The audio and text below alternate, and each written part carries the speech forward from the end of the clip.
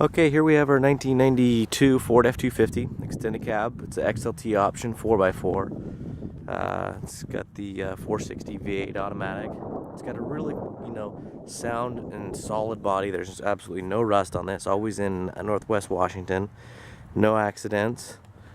It doesn't actually have any dents. Might have a couple little dings here and there, but there's a little bit of a story to this truck, and typically the project vehicles, I'll kind of do a walk around as I'm talking, but it's kind of a long story, and I'll type it out in the text too. But usually the project vehicles I list are older vehicles, maybe a restoration project that we just simply buy to find a new home. But this one here, I bought sight unseen from, went on the description of the person, and it wasn't as described, so we don't want to do that to you guys. And I'm just we'd rather just cut our losses on this one and not do anything to it, past what we've already done, and pass it on to the next guy who might have some better plans for it. And what this would be really good for is somebody who's got maybe a rusted out or really beat up truck that's got a great motor, because this thing, for some reason, and I don't know why, runs rough at like roughly 1200, 1300 RPM and below. And above that, it runs smooth, and it does sometimes that, when it's cold, it'll smoke a little bit, white smoke, but there's no head gasket issue, no ticking, no knocking. We did the typical, tune-up, stuff like that, because we were told it ran good, and we were told the body was in better shape. I mean, dent and ding and rust-wise, it's in great shape, but there is some stuff, and there was some stuff that we knew about that we were going to do, and I'll kind of go over that. But what we were going to do to it is, the tires are getting down there a little bit. We were probably going to put some custom wheels and tires on it. We were going to replace the front bumper because it's missing this piece. I was going to replace the front glass. And I put a chalk line on here so you can see the crack. And I went through and put a chalk line on the two rock chips so you guys can see those perfectly.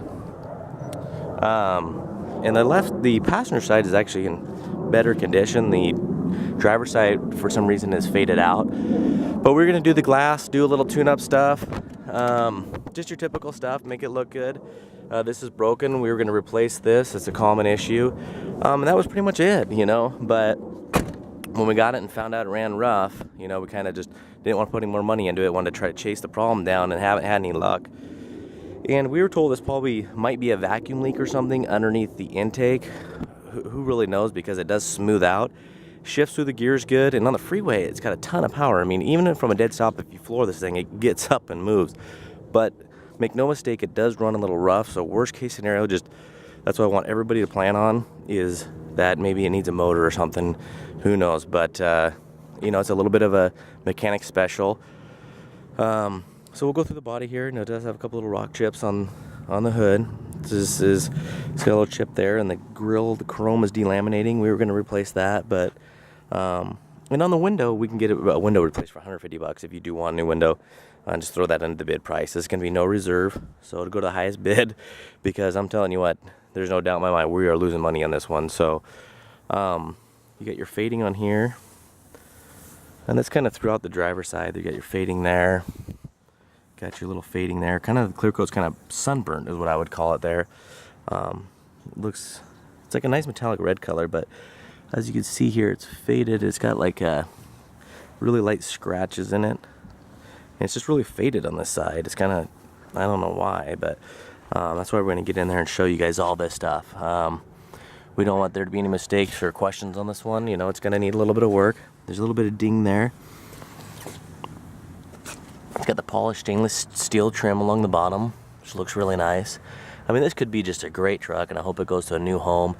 And a lot of people ask, why don't we go through and put the money into it? Because what we found oftentimes, when you run into problems like this, whether it be an old truck or a newer truck, when you run into problems, oftentimes, say for example, we're into it for $5,000, and we put $2,000 into it, maybe into a new transmission or motor or whatever kind of vehicle it was.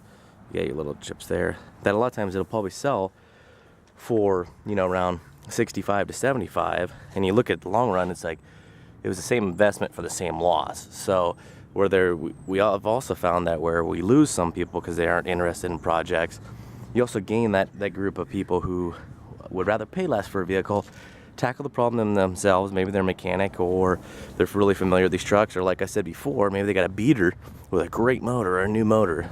But as you can see from before, both bed rails. I had a bed liner in at one time, I assume.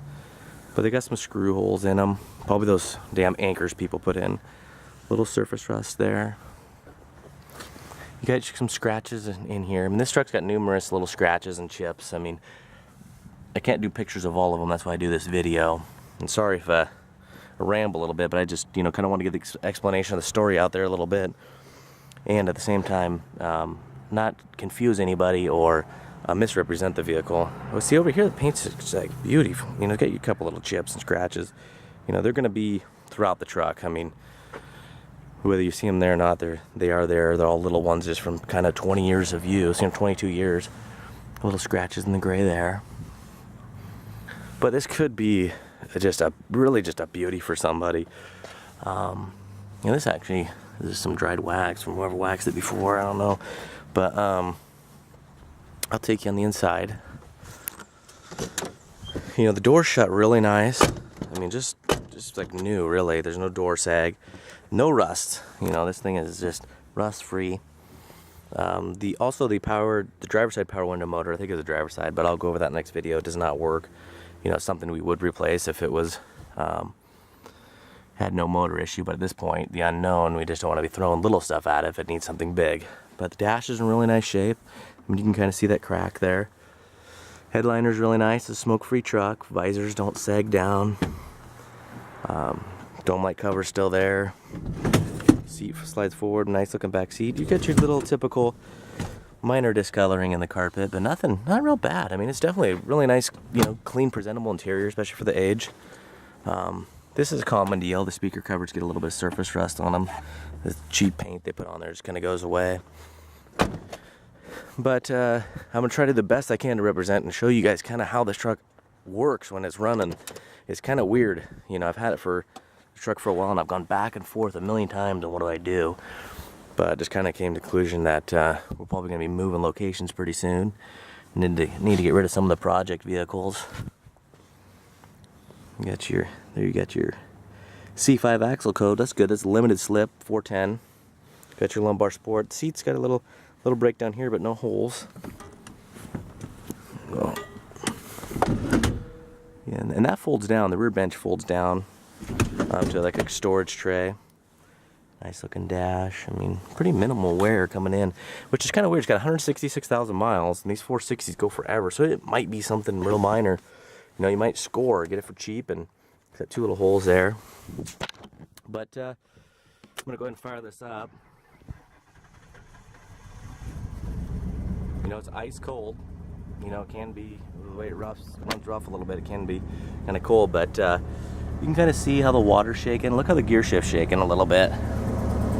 You know, it's just kind of, that's going to be how your butt feels, basically. That's the best way I can try to describe it. You know, you got the water, well, it's not moving too much, but I'll take you to underneath the hood. See if, take you to the tailpipe here. I don't know why it does smoke a little bit, you know, every once in a while.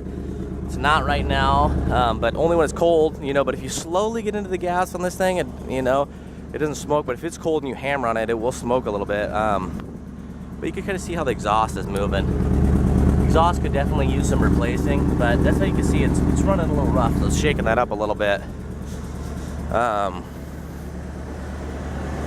Take you on the motor, and you can see that's kind of, I'll try to stand real still, but you can kind of see it shaking. You know, looking against the firewall.